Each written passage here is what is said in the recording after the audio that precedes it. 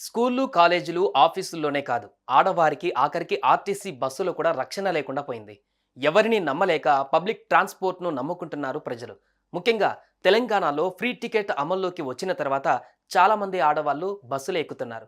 వీరి కారణంగా ఆర్టీసీ ఆదాయం కూడా పెరుగుతూ వస్తుంది. అయితే ఆడవాళ్ళు బస్సుల్లో ఎక్కువగా ఎక్కడంతో బస్ రష్‌గా ఉంటుంది.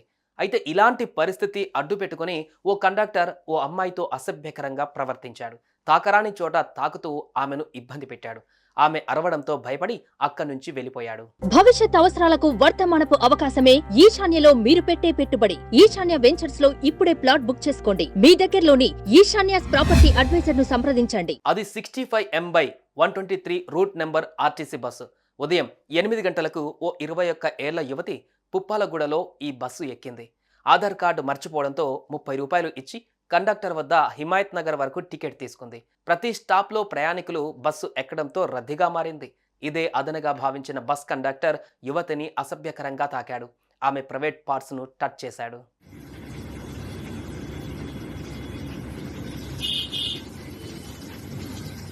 ఈ విషయాన్ని కాస్త యువతి ట్విట్టర్లో పోస్ట్ చేసింది. సీఎం రేవంత్ రెడ్డి, మాజీ మంత్రి కేటీఆర్, షీ టీమ్స్ను ట్యాగ్ చేసింది.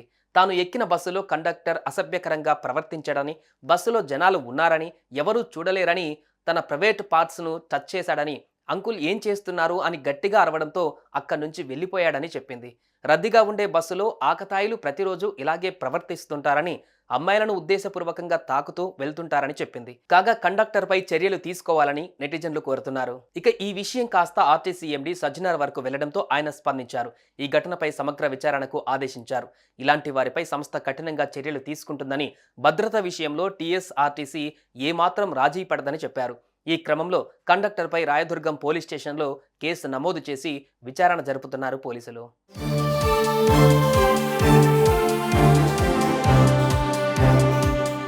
ఈ ఒక్క బస్సులో ఈ ఒక్క యువతి మాత్రమే కాదు, చాలా మంది మహిళలు బస్సుల్లో ఇబ్బందులు పడుతున్నారు. అది కండక్టర్ల వల్ల కావచ్చు, ఆకతాయిల వల్ల కూడా కావచ్చు. ఎలాగలోగా గమ్యస్థానాలకు చేరుకుంటే చాలు అనుకొని నోర్లు మూసుకునేవారు ఎంతో మంది ఉన్నారు. ఇలా ఎదురించేవారు చాలా మంది తక్కువగా ఉన్నారు.